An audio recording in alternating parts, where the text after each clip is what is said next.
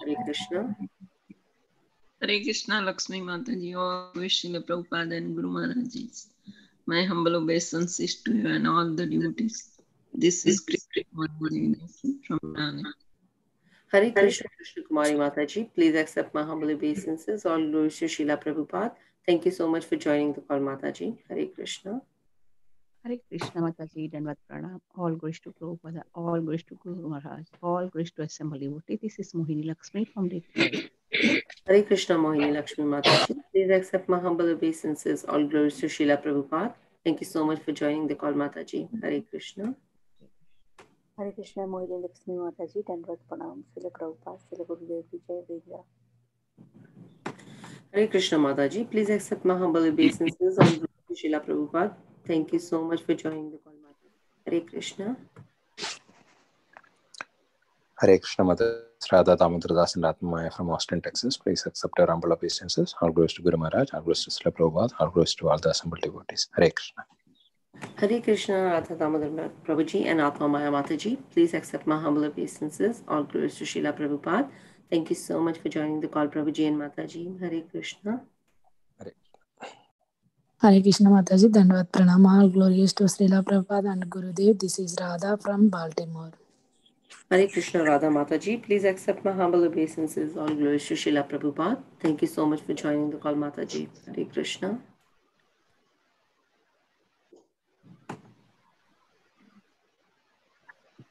Do you have any more introductions at this point before we start the class?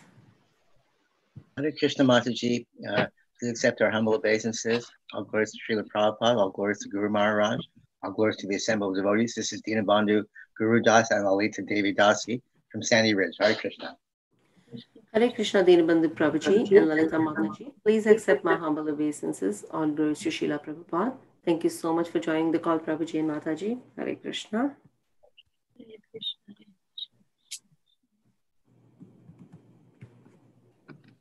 Hare Krishna Mataji, Dandavat Pranam, Srila Prabhupada ki Jai, Guru Maharaj ki Jai, Priti Dasi from Charlotte. Hare Krishna. Hare Krishna, Priti Mataji. Please accept my humble obeisances. All glories to Srila Prabhupada. Thank you so much for joining the call, Mataji. Hare Krishna. Hare Krishna.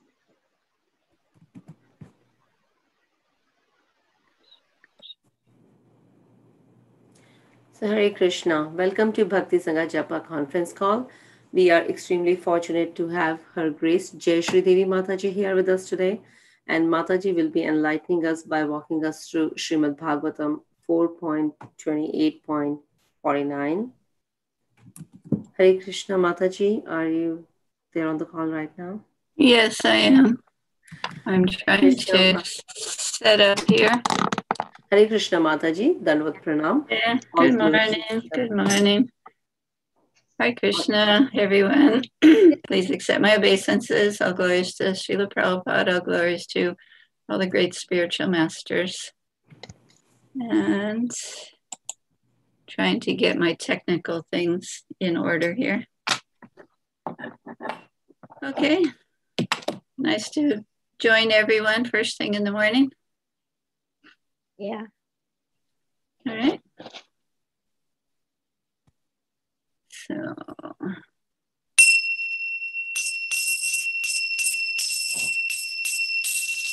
Jai Radha Punjabi Hari Gopi Jana Bala Shri Hari Yasuranandana Varjana Ranjana Yamuna Tira Vanachari Jaya Radha Madhava Punjabi Hari Hare Krishna Hare Krishna Krishna Krishna Hare Hare Hare Rama Hare Rama Rama Rama Hare Hare Prabhupada Jaya, Prabhupada Jaya, Prabhupada Srila Prabhupada. Jaya Gurudeva Jaya, Gurudeva Jaya, Gurudeva Jaya, Gurudeva.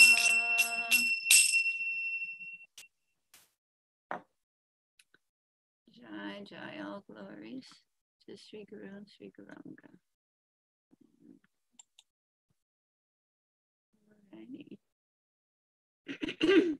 Om Namo Bhagavate Vasudevaya. Om Namo Bhagavate Vasudevaya. Om Namo Bhagavate Vasudevaya.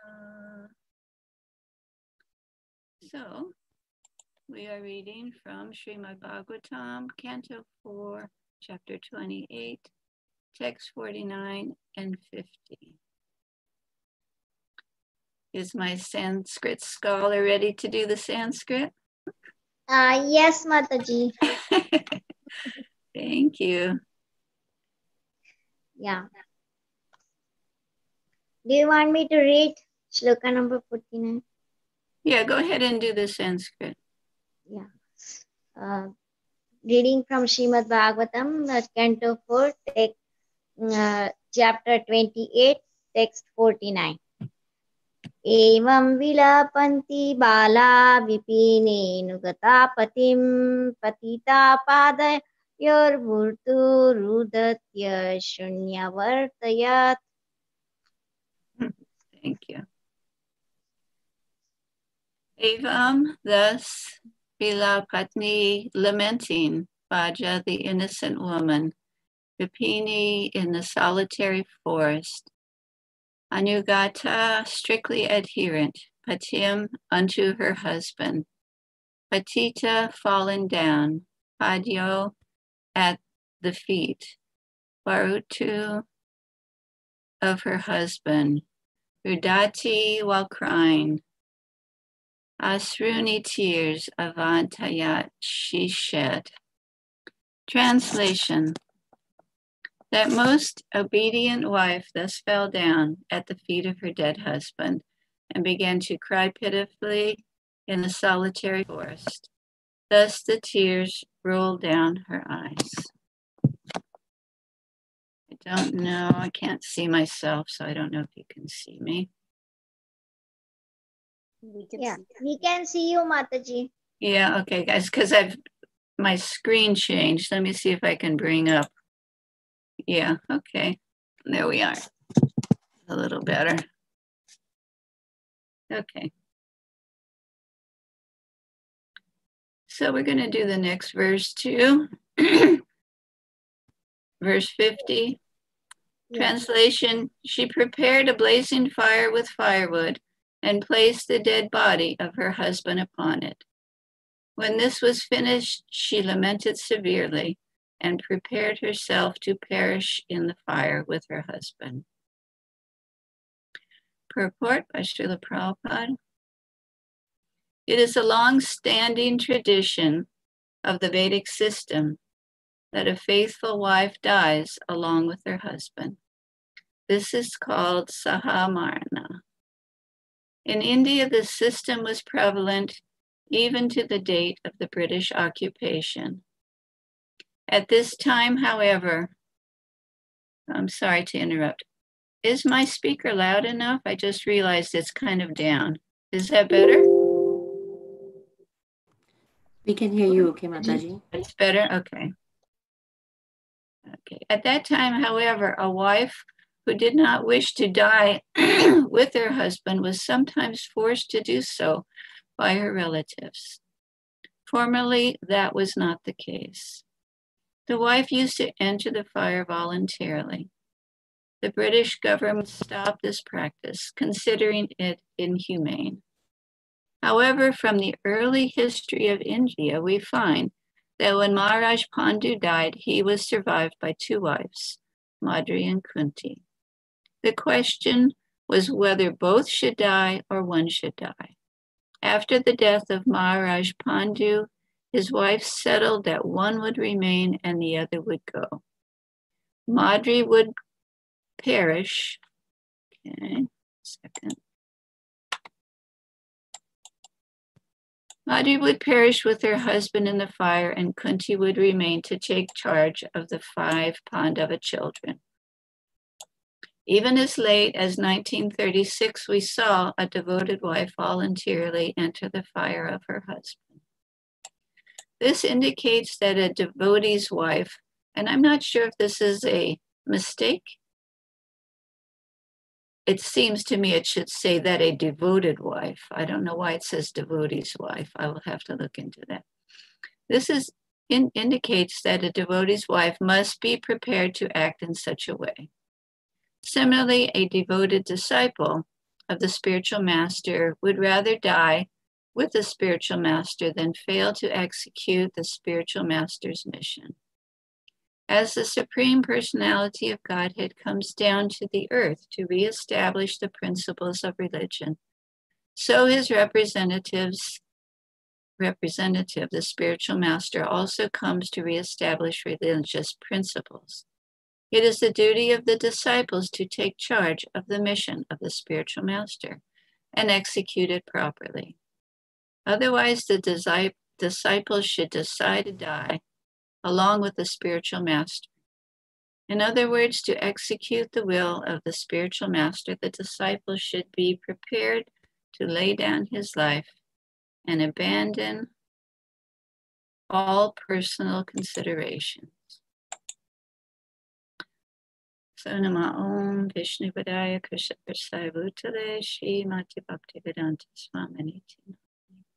Namaste Saraswati Devi Gaur Bani Pacharine Nirvishesha Sinyavadi Vishachadesha.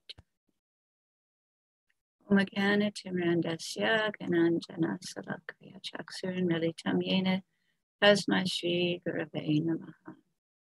Sri Chaitanya Manobhistam Stapitam Yena Bhutale Swayam Rupa Karadmayam Dadati Swapadantikam Vandeham Sri Guru Sri Jita Padakamalam Sri Gurun Vaishnavamscha.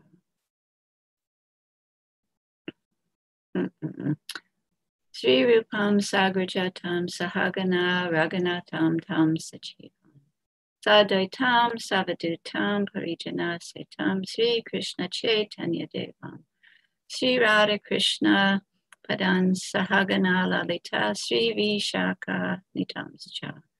Hey Krishna Karna Sindhu Dina Bandhu Jagat Gopesa Gopika Kanta Radha Kanta Namostute Tapta Kanchana Gaurangi Radhe Vrindavaneshwari Vrishabhanustate Devi Pranamami Hari Vanchakalpa Durivasha Kripa Sindhubheva Chapatitanam Pavanebhyo Vaishnavebhyo Namo.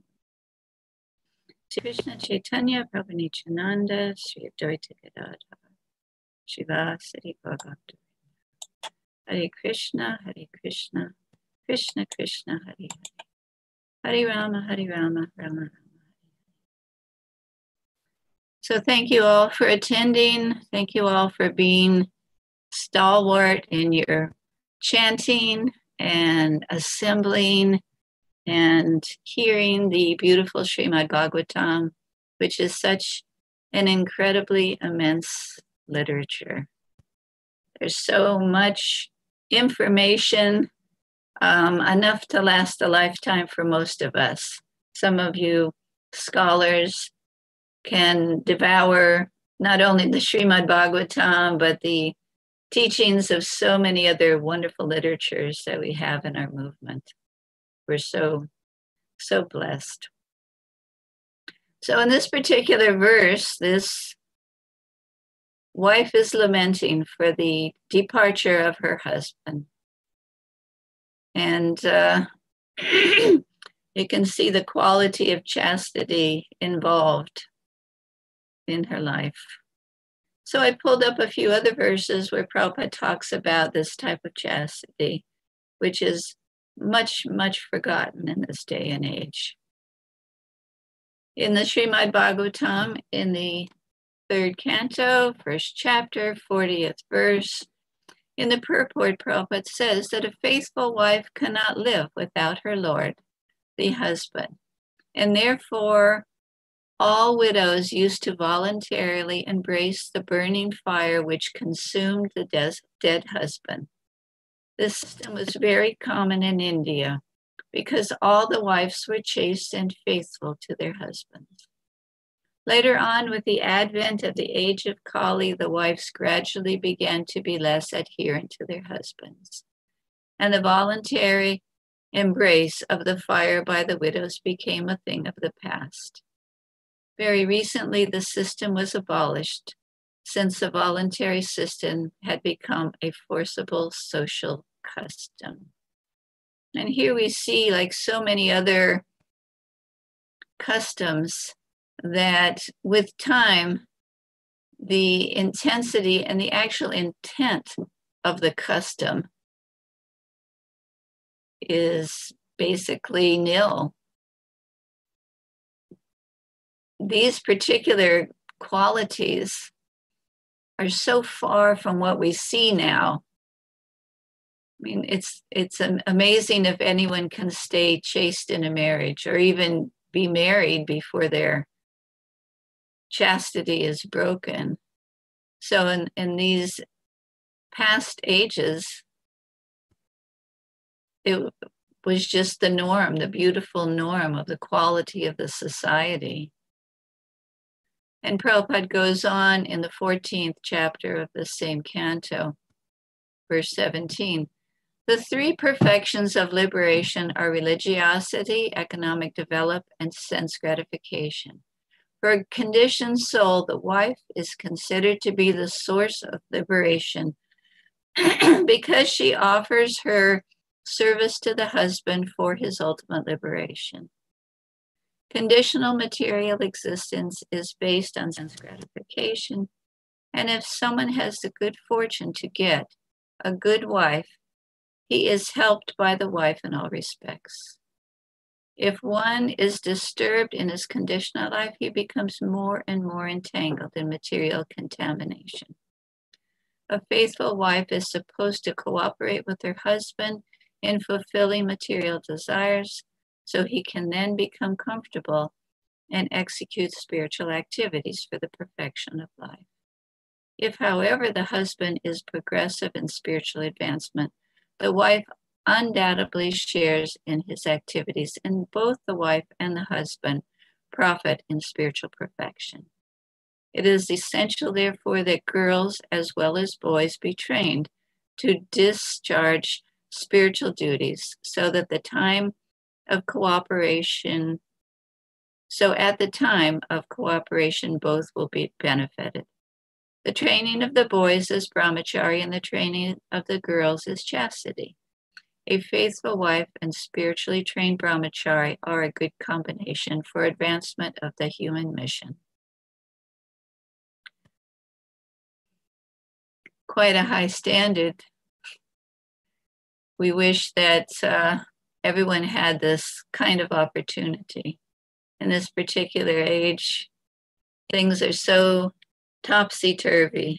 Even in India, it's a difficult proposition to find someone who's trained well and to find a woman who's able to not only follow her husband, but assist her husband in his life materially and spiritually. And there was another one I wanted to add, and this is from the 5th canto, the 19th chapter, text number 5. Another aspect of the Lord's instructions is that one should accept a wife. One who accepts a wife must be a faithful husband and give her full protection.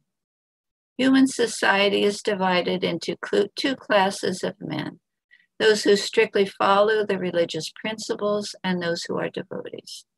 By his personal example, Lord Ramachandra wanted to instruct both of them how to fully adopt the principle of religious system and how to be a beloved and dutiful husband.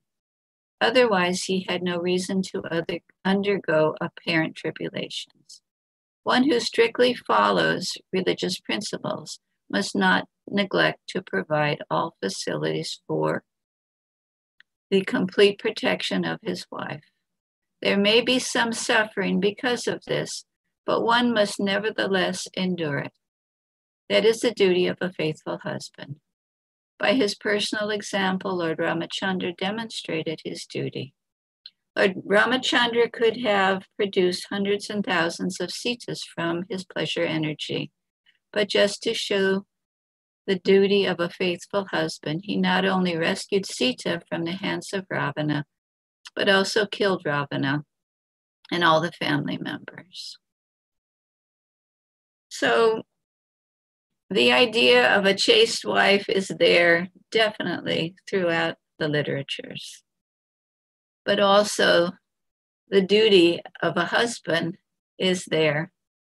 And we sometimes see that a man expects a wife to be completely sold out, completely chaste, completely faithful to everything he wants and says. And the wife to be his servant, forgetting that the duty of the man is there also, and that he's supposed to have a certain disposition and a certain faithfulness in his life also to protect and take care and love and support the wife. I remember in one, it was a letter that I just read. I should have pulled it up. A man was asking Srila Prabhupada that isn't it right that my wife should follow everything I say, and she's my servant and she's supposed to do exactly what I want? And Prabhupada's reply, and you are so arrogant? So to expect that. So he didn't have the right disposition. In other words, he wasn't honoring and respecting his wife. He wasn't cherishing the fact that he had somebody to take care of him and to guide and to protect. He was seeing her as basically his slave, his order carrier, and Prabhupada did not much accept that or honor that idea. So faithfulness in this age is very rare.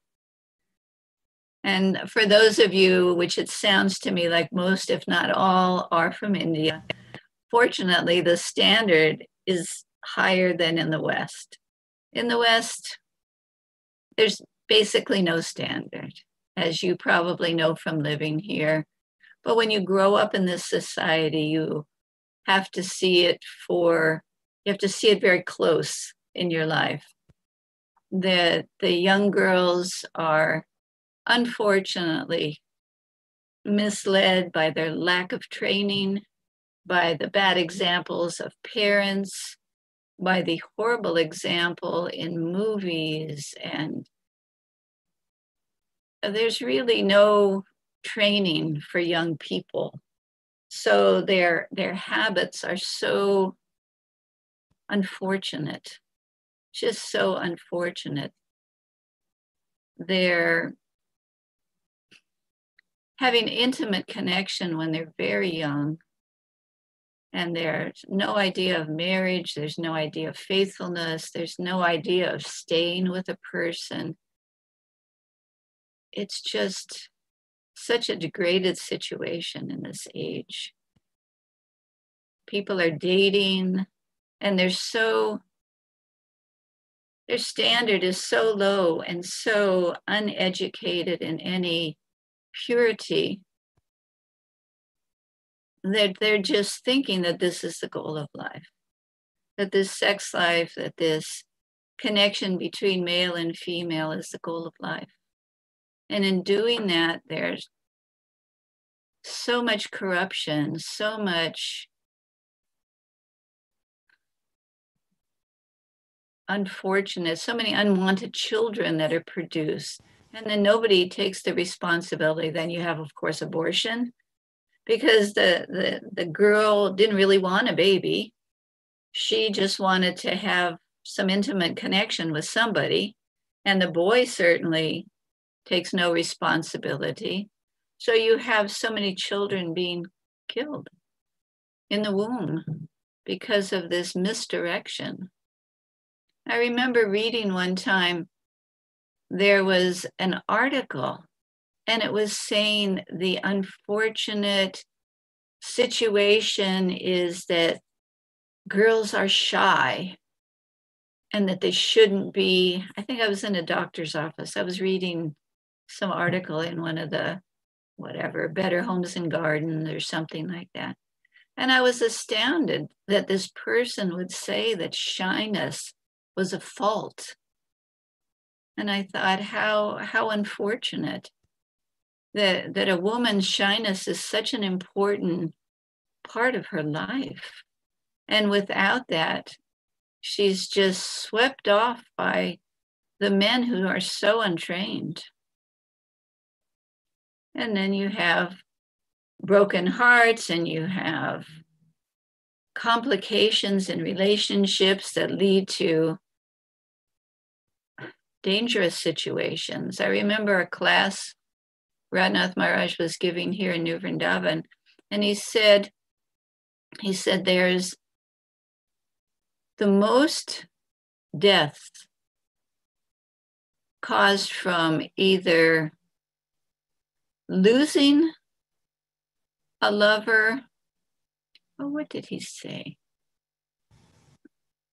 He was saying that, and he said also murders, suicide and murders. There is more of that from a faulty relationship, someone running off with someone else, somebody leaving somebody, that it causes such heavy emotion in the heart that people kill the opposing person, the man who's gotten in the way with his girlfriend or wife, or they kill themselves thinking, oh, my life is useless. It's such a heavy thing. And they don't realize that this idea of shyness and faithfulness and chastity is such a base of life. And so much of the distress of the world would be mitigated if they had that teaching in their life from the beginning of their life. And if a woman is fortunate enough to have a good husband in this age, she should count herself amongst the few and fortunate.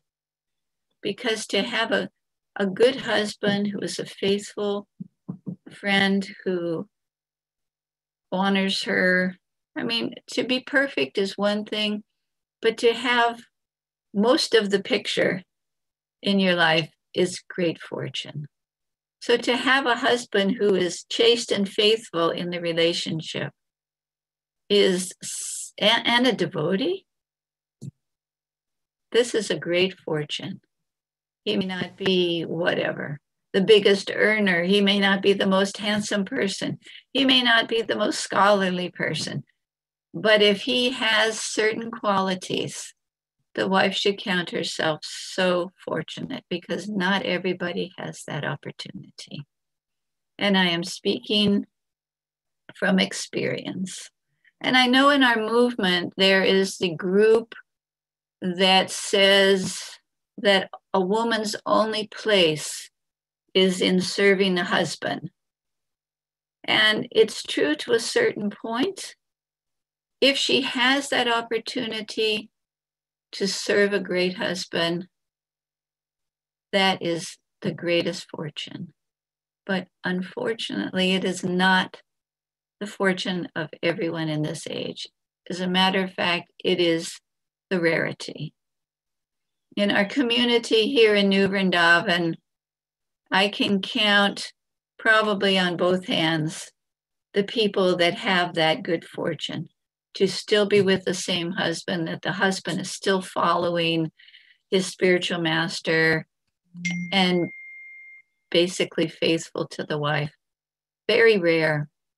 So to put everyone in that category is really not fair, because it's not really the reality. You know, I met Srila Prabhupada when I was a young girl, picked up my Krishna consciousness and went on, got married 5 years after being a brahmacharini, and expected to have this perfect marriage. And for me, unfortunately, it was not at all what happened. And I won't go into the gory details, but I was not someone who had that good fortune. So I know what it's like to struggle alone in the Hare Krishna movement and try and make some spiritual progress. Prabhupada said, I remember reading, it's very difficult for a woman to become Krishna conscious on her own, but for a woman with children to become Krishna conscious alone is a very, he said, the most difficult situation.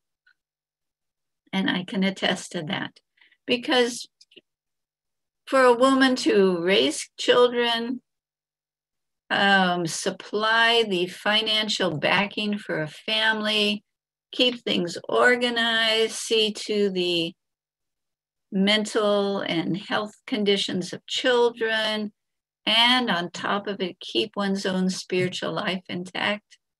It's a big order.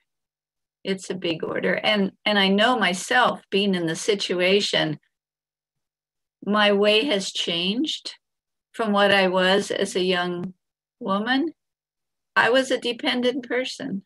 My father was a very dependable man, and I was expecting my husband to be a very dependable person, and I could surrender, and Haribol, I would become a devotee as he became a devotee, and it did not work like that. So to make progress spiritually, one of my points was to in any way mentally or verbally criticize a woman who's alone, trying to make progress spiritually. That should never enter one's mind, because it's really not a fair estimation. It's not that, maybe in some cases, but in not what I've seen in very few cases. Do the women want to be independent women? Yes, we're American women. We want to be independent. I don't think that's always the case. The case is circumstantially they're alone. Prabhupada specifically says in certain places, which has not been followed by everyone, and in many cases it's had a good result. He said one should not live like a prostitute and remarry. So that's what I followed. But I see some of my god sisters remarried great men that they were able to follow and serve throughout their life. So it's not always so black and white. It's a circumstantial, it's an individually categorized circumstance that someone's in. So to take higher association and try and figure out your situation is a good thing. But I don't believe that anyone should criticize a woman who is in the independent woman category, because it's a difficult position to be in. I had a conversation with Devamrita Swami yesterday, and he just said, I'm proud of you. He said, you've endured so many difficulties. And he said, and you're still here doing nice service. So that was very nice, because if anyone knows my situation, they would say, oh, wow, she's done okay. So Srila Prabhupada speaks about faithfulness. And he says, it is the duty of the disciple to take charge of the mission of the spiritual master. This is in the purport. And execute it properly. Otherwise, the disciple should decide to die along with the spiritual master.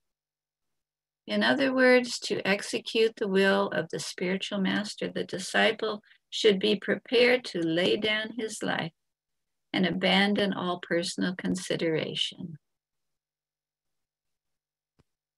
So in this particular group of verses, Prabhupada's talking about faithfulness.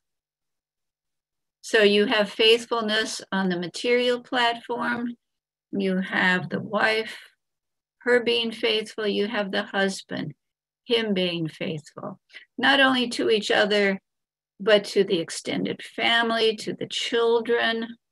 And granted, in every case, it's different. Sometimes the children do not want to be devotees.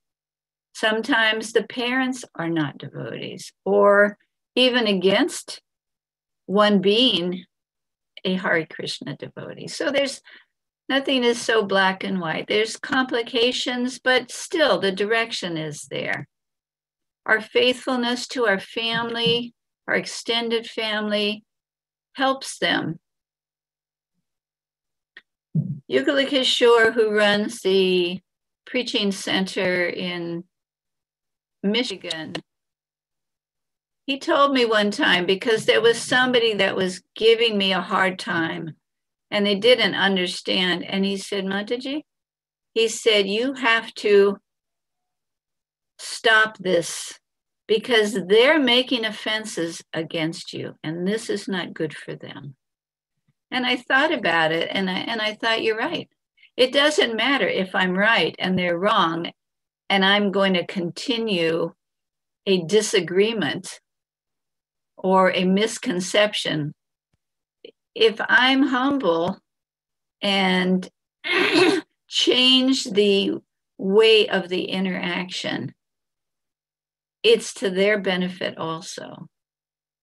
So in this case, we have our families. They're not all pure devotees, but at the same time, to honor where they're at and to respect them.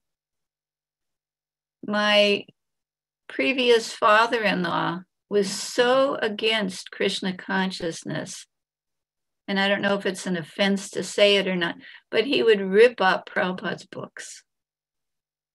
He was just so against it. And as it turned out, all three of his sons ended up getting initiated by Srila Prabhupada. But through careful maneuver of the situation, his disposition changed. One of his sons put maha salt and pepper on his meat.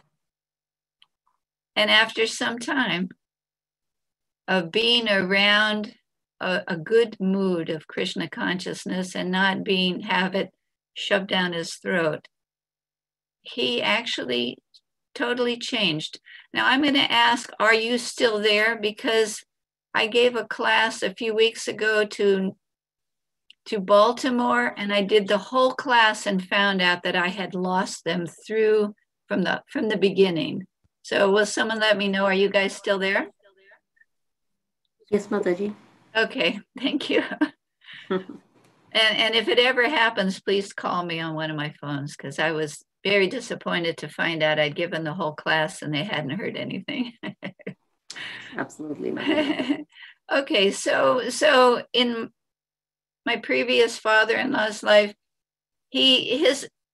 just through, what is it called? Just through,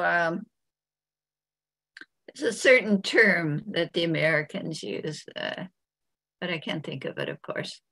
Just a gentle persuasion.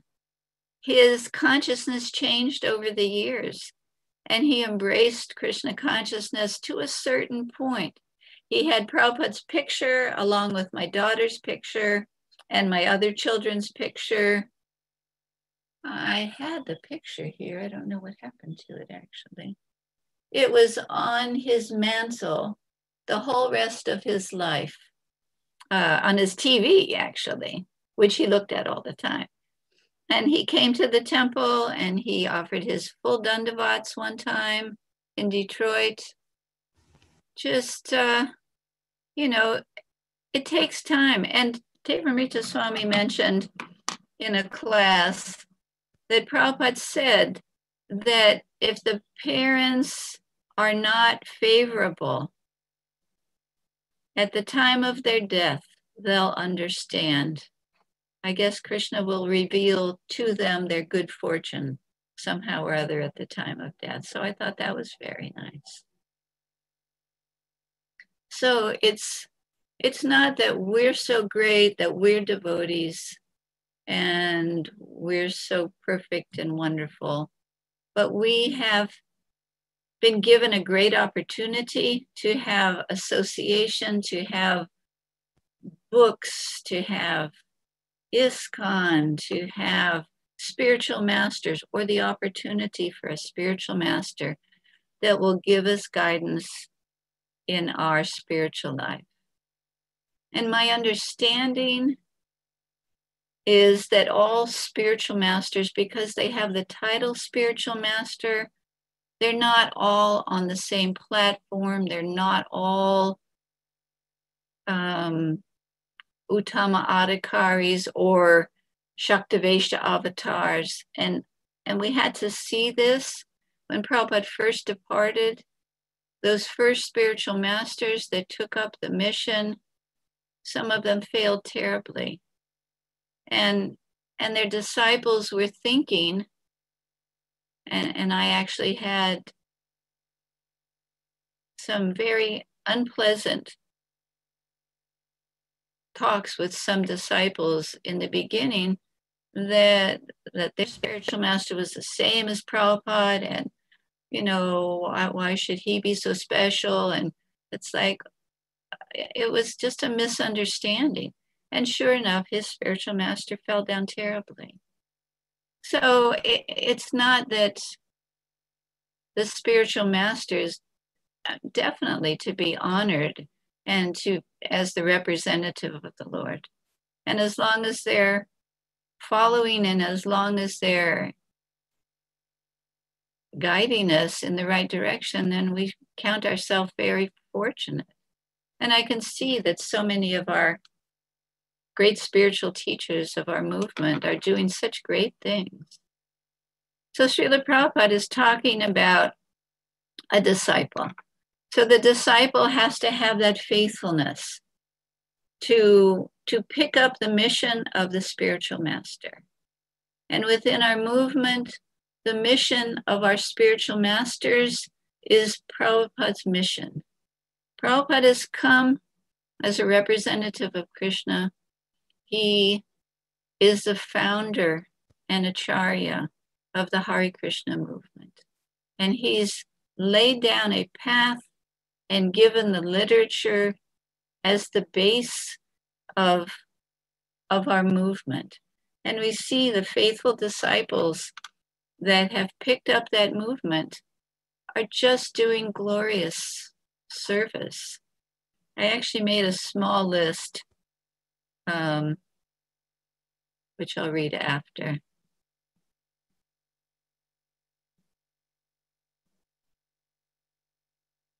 So I wrote again, this is in the purport, a devoted disciple of the spiritual master would rather die with the spiritual master than fail to execute the spiritual master's mission. Now, everybody who's a disciple of Srila Prabhupada was not a great advanced personality.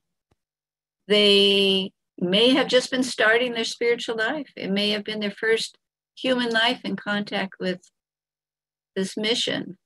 Or they may be somebody who is in their past an advanced, somewhat advanced personality picking up.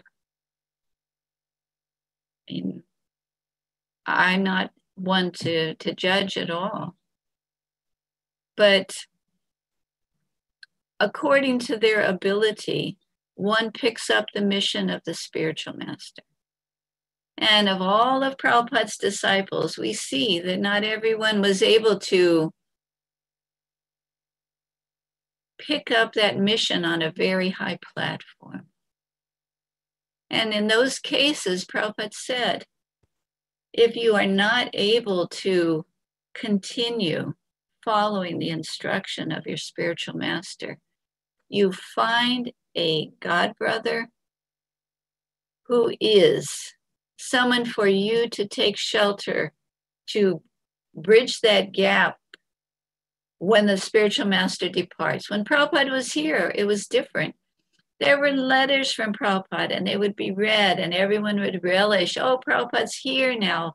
Look what he did. He went to Russia and he preached to somebody, not knowing that that somebody that he preached to was going to lay a foundation, an amazing foundation of preaching in Russia. Who would have known? But it was so exciting. Prabhupada went to India with his group of devotees, and it wasn't like now we just push a button and we see what's happening here and there and live stream from this festival and this beautiful temple in Mayapur and this beautiful temple in wherever, LA. We didn't have any of that. We had nothing. We didn't have phones. We didn't have cell phones. We didn't not only have cell phones, we didn't have a phone. The temple had a phone. We had nothing. We lived the most simple life, just amazingly simple life. And some of us were from rich families. Urmila's father was the Manischewitz heir, Mr. Manischewitz. Giriraj's father was a millionaire. You know, there's a lot of devotees that came from well-to-do families, but they gave up everything. The attraction was just so great. To be able to have a connection with someone like Srila Prabhupada, who was on a mission to save the world from the terrible situation it was in and still is in. But so there we were with nothing. And the temple, if they were fortunate and had some money, had a phone. But it was all like snail mail. It was all aerograms, letters from Prabhupada. The temple president might have talked to another temple president where Prabhupada just was, and you got some information that way. It was very simple, and everyone was just fully absorbed in the mission of Srila Prabhupada. But when Srila Prabhupada departed, I think most of us thought Srila Prabhupada would never leave. It's just the dynamic location that Prabhupada was situated in. His spiritual platform was so in connection with Krishna that you were in the spiritual world just being around Srila Prabhupada. And his dedication to Bhaktisiddhanta Maharaj, that mission was so dynamic and so infused with the association of Krishna that you were in the eternal pastimes of Krishna. So you didn't think that Srila Prabhupada was ever going to leave because he was eternal. But then when the fateful day came and Srila Prabhupada did depart, so many disciples were lost, bewildered, just like, wow, what happened? You know, it was just such a letdown that devotees didn't know what to do. You know, now, when someone like Bhaktacharya Maharaj's departure, what can I say, such an unfortunate situation for us to lose such a wonderful soul. But his disciples have other great teachers, spiritual masters, people to counsel them. There's so much to our movement. It's just there's so much protection for them and backup and support. But when Prabhupada left, there wasn't any of that. We had just lost our everything. Prabhupada was our life. Prabhupada's mission was our mission, our future. And all of a sudden, he was gone. And we were like, orphan children. What do we do? And so somehow or other, we struggled through it. And fortunately, some of these more advanced souls went on strongly with Prabhupada's mission. But Prabhupada said, if you are not able to follow the spiritual master's mission, here he says you should die along with the spiritual master. But in another place, he says, then you take shelter of a more advanced God brother. So for me, not knowing exactly, of course, this was so many years before that Prabhupada departed. And I somehow or other just went on. But I was married at the time still, so I had some direction there. But then after, I just took shelter of Radha Swami. It was like, this person is always following Srila Prabhupada, talking about Srila Prabhupada, teaching what Prabhupada has taught, remembering Srila Prabhupada, and giving me direction in that way. So I thought, well, I'll just follow along. So that has been my good protection. And then, of course, by Krishna's mercy, Krishna's always merciful to me somehow or other, Malati came into my life and became my best friend. And, that's wonderful because she's traveling 1,000 miles an hour, running towards Prabhupada and Krishna, doing this, doing that, following, setting up things, preaching. So it was such good association. And so she's always texting me. She just texted me this morning a couple of things. And, I have a connection there. So that's been my great fortune.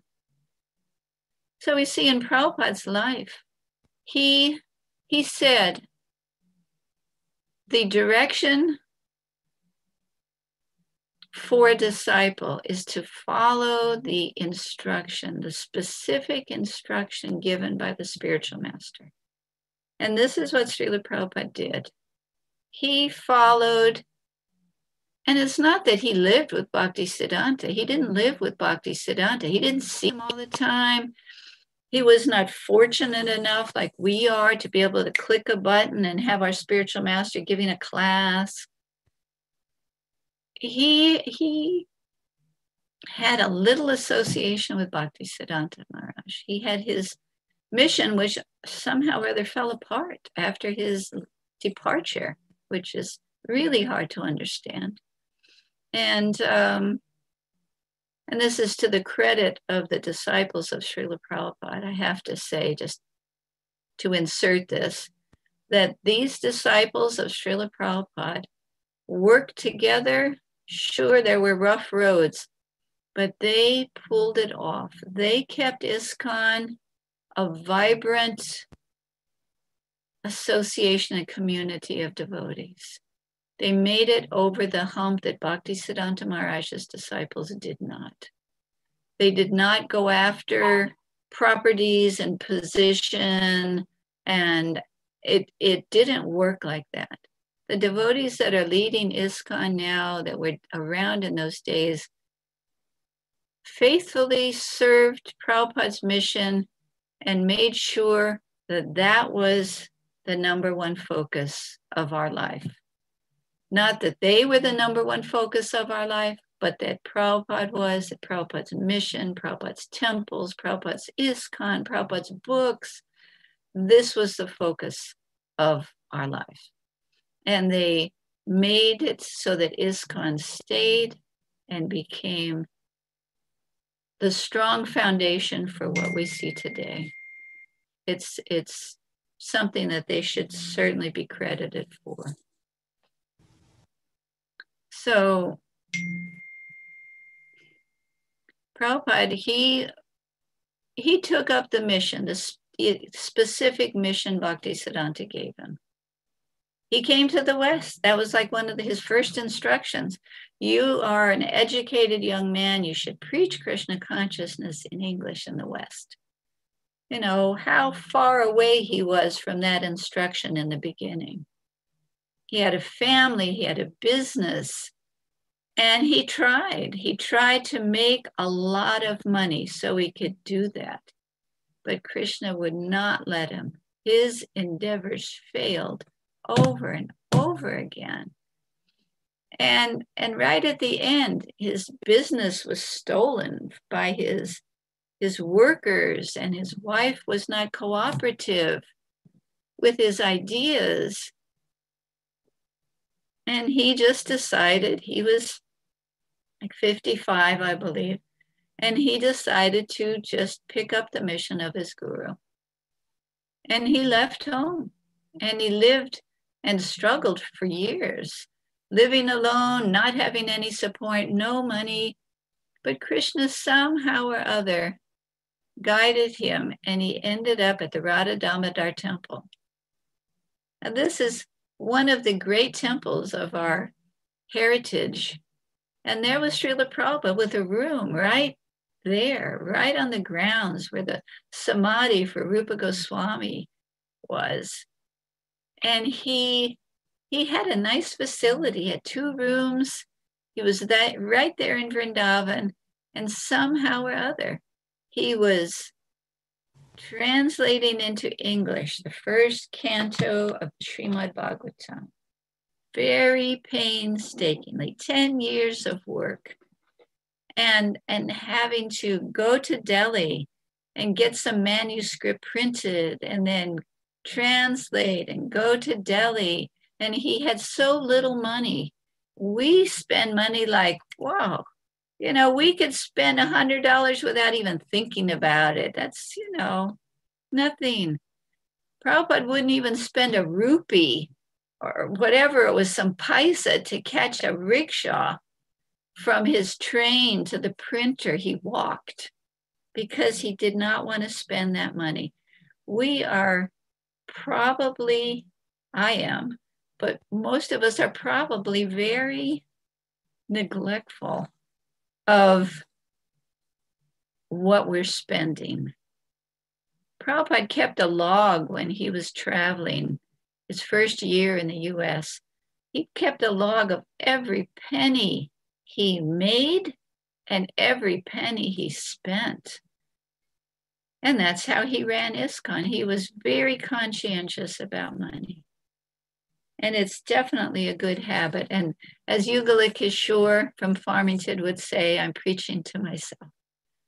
Because I know for myself, I look at my credit card bill and I go, wow, where did I spend that kind of money? And then I look, $15 here, $20 there, buying this, buying that.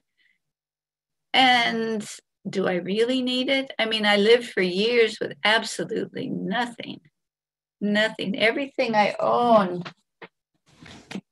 was in a box about this big. Everything I own, my clothes, my toothbrush, whatever. And I lived that way for some years. Something we need to be careful of. So there was Srila Prabhupada in New York living, trying to follow the instruction of his spiritual master. Oh, sorry, I'll back to Vrindavan. There he was with hardly any money, but with the instruction of his spiritual master and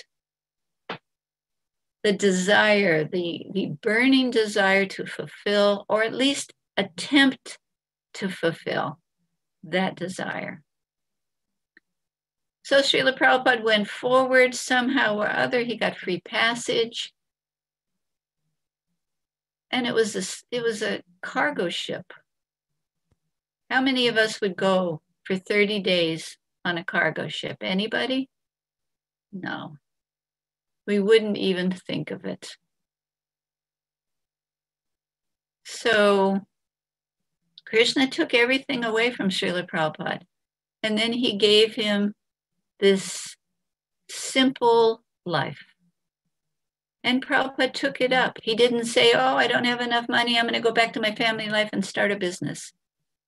He did, it was difficult, but he went forward and went on with his service to a spiritual master.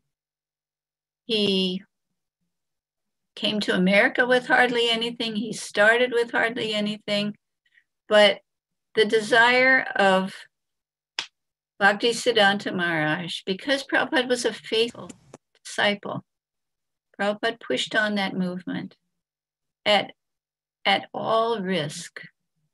And that's what Prabhupada says. He says, the disciple should be prepared to lay down his life.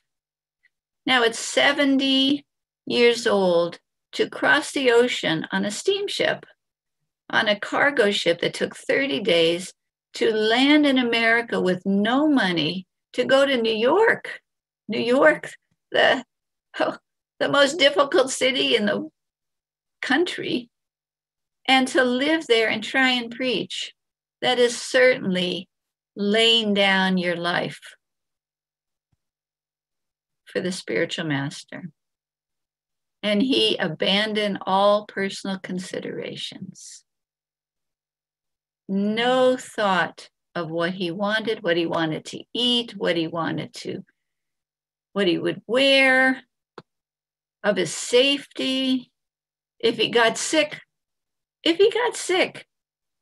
In those very early days, of course, he had Mr. Mishra, but he had nothing, no backup, no medical, no insurance, no money, no family. His godbrothers weren't supporting him. He had nothing. I mean, most likely he would have gone back to India, because he did go to the shipping company to see when the next boat would go back, because he wasn't sure what was going to happen. But he kept going, fortunately for us.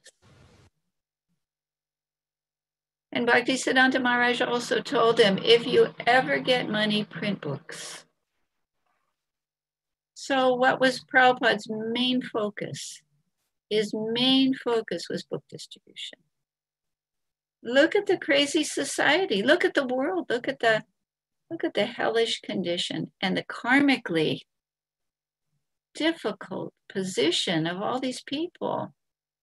Forest fires, hurricanes, tornadoes, epidemics. What more do we need? And not only that, the mentality of the people, because they're so spiritually ignorant and misled.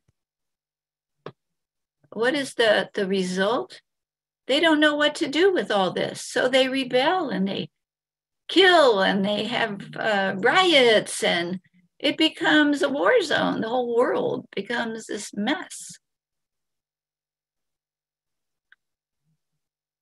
I gave a tour at the palace the other day, and it was a group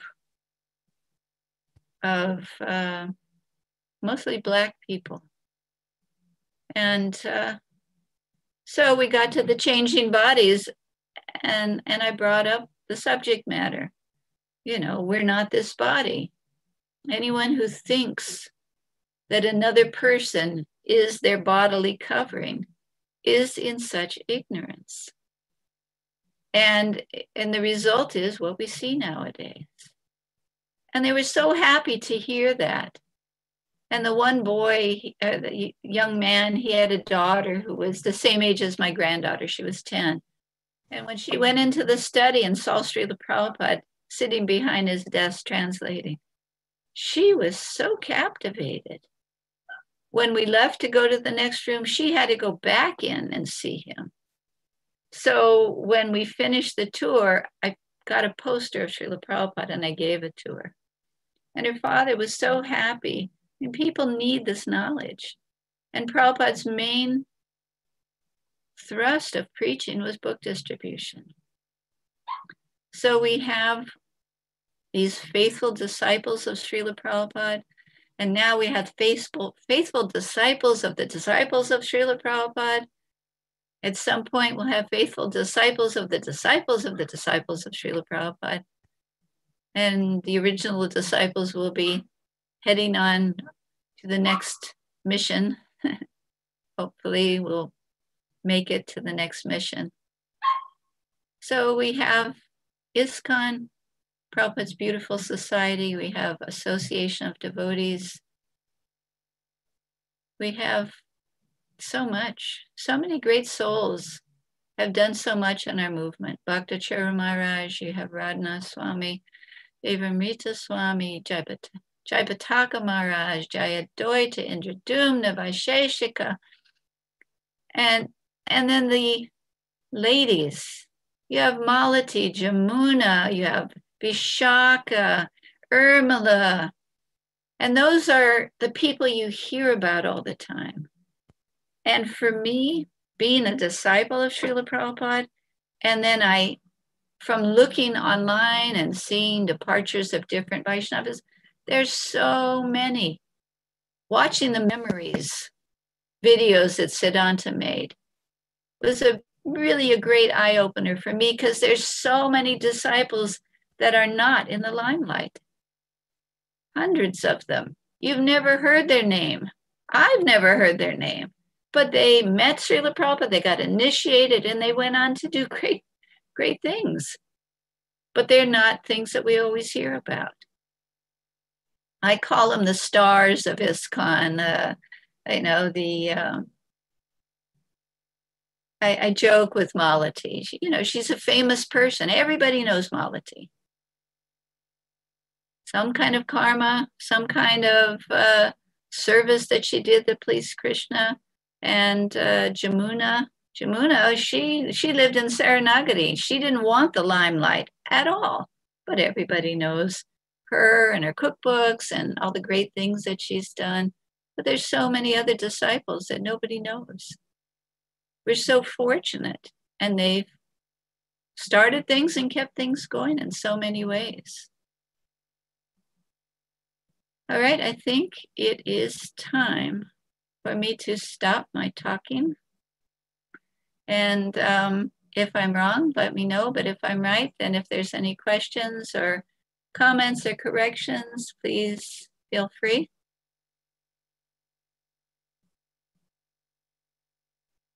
Hopefully you're still there.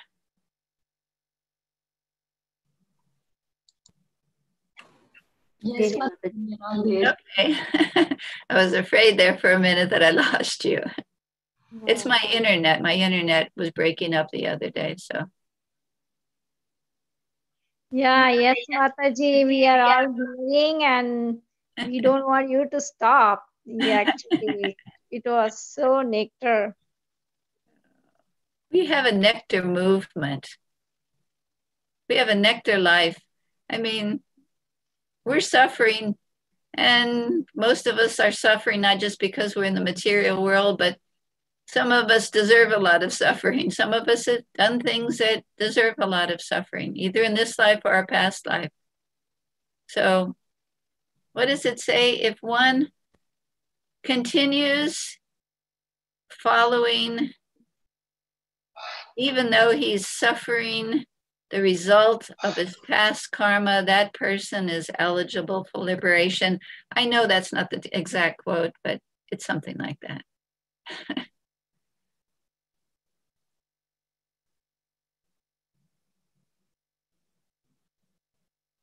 Thank you so much for sharing, and thank you so much for giving your life to Srila Prabhupada.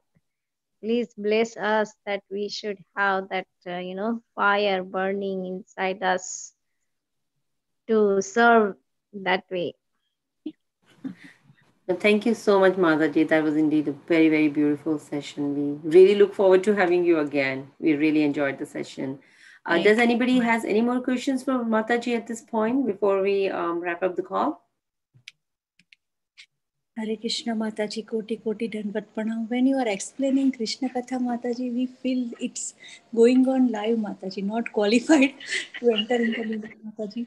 In your personal experience with Srila Prabhupada, that one Srila Prabhupada disciple has passed from so many difficulties to serve Sri Radha Gopinath, our Gurudev, Radhanath Maharaj, or Bhaktitit Maharaj, Bhaktichar Maharaj, Gopal Krishna Maharaj, Niranjit Maharaj. One Maharaj has one story. So our duty to at least Sri Prabhupada said that I am in a live in a book. So Mataji, thank you very much.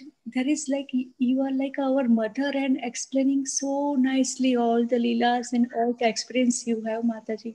Please give your association regularly. Bless us that we serve Srila Prabhupada as you all are serving. Read at least 15 minutes Srila Prabhupada book. Koti Koti Dandavat Pranam to your seva. Hare Krishna Mataji. Thank you very much for your inspiring class. Thank you. I wanted to mention there is a new book put out by Mataji and her crew. Of course, she will never take credit for it because it was a group effort. It is on Amazon. And I just, let me look. Sorry, I can't remember the name of it. Oh, A Bond of Love. You can look that up. It's called A Bond of Love. And it is a book by and about Prabhupada's lady disciples and their relationship with him and the way he treated them. Within our movement, you know, it's called a yuga. Within our movement, there are different groups of thought. And some of them that women should be only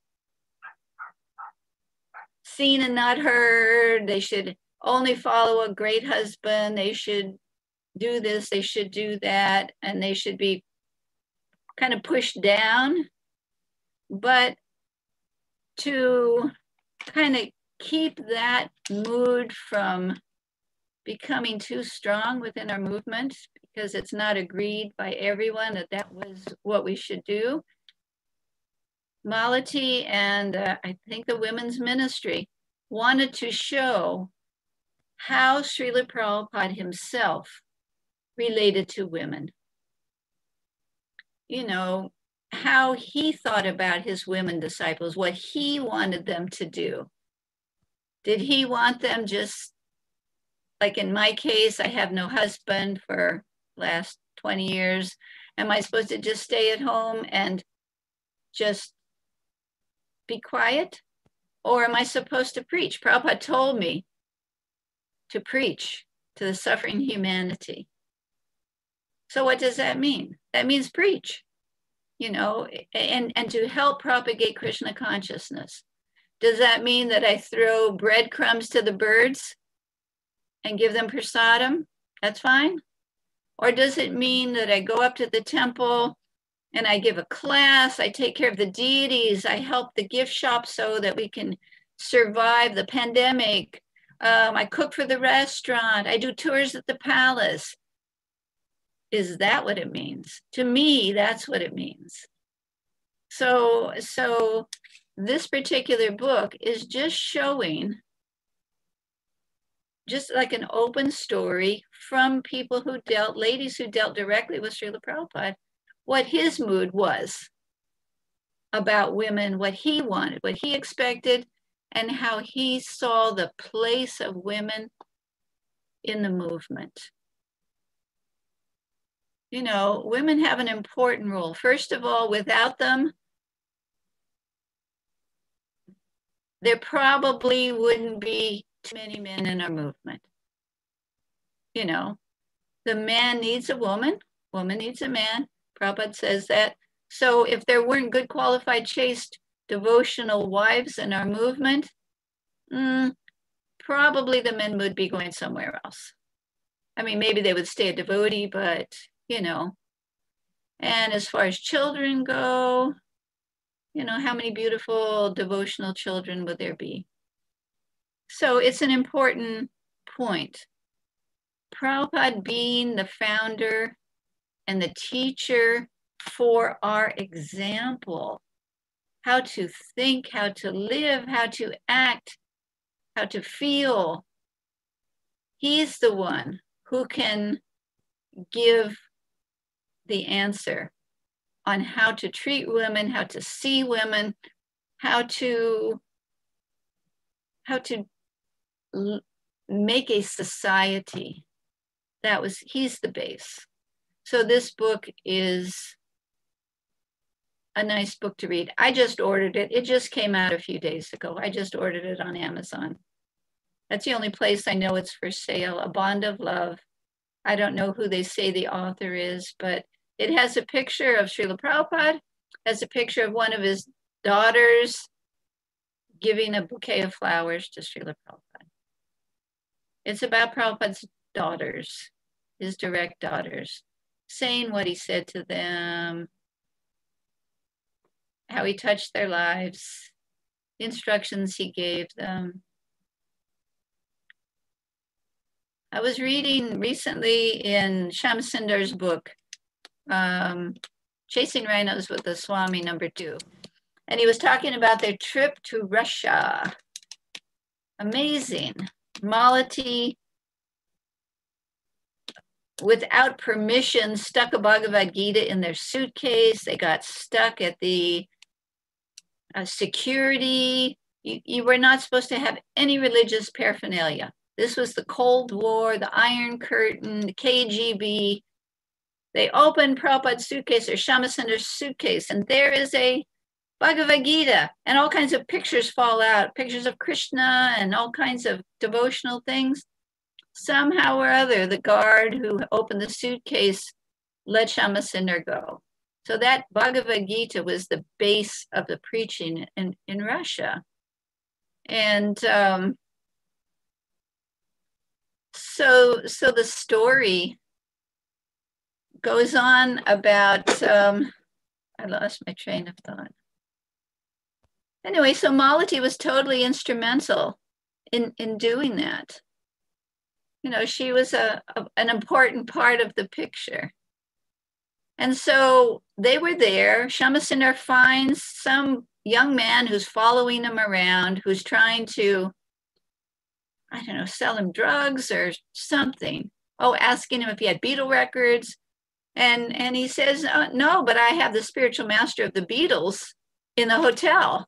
So Anatoly goes there, and Prabhupada completely infuses him over a 3-day course, I believe it was, in transcendental knowledge. They give him the book, and he becomes the base, the originator, the devotee who started the preaching in Russia, setting up underground book presses and such. The only thing he asked, he said, can you please send me a wife, like a foreign wife or something? I mean, what a thing to ask. And so what does Prabhupada do? He goes, I believe it was France. He was either in France or London. And he asks Mandakini, will you do something for me? And she had just, because I've heard her talk in the Lachwar, she said she had just heard Prabhupada say the best thing a disciple can do is to do a difficult or dangerous request of the spiritual master. And she was praying to Krishna, she said, please give me that opportunity.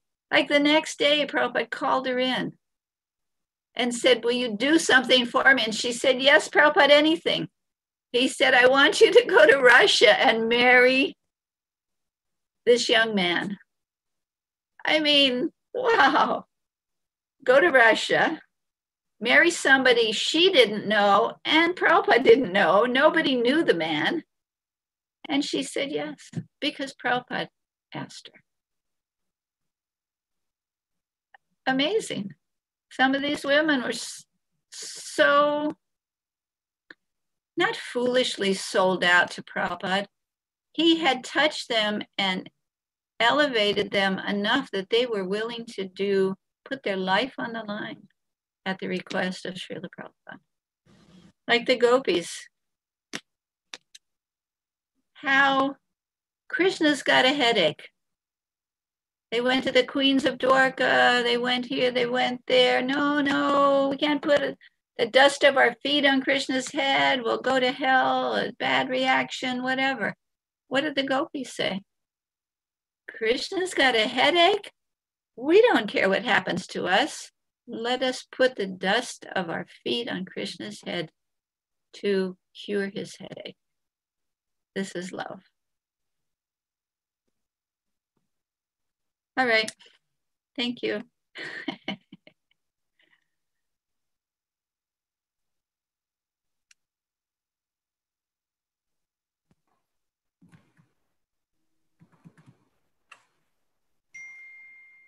Thank you, Mataji, once again for this beautiful class. We are really grateful to you. Thank you so much, Mataji. Thank you. As we have no other questions, we would like to wrap up this call now. Thank you.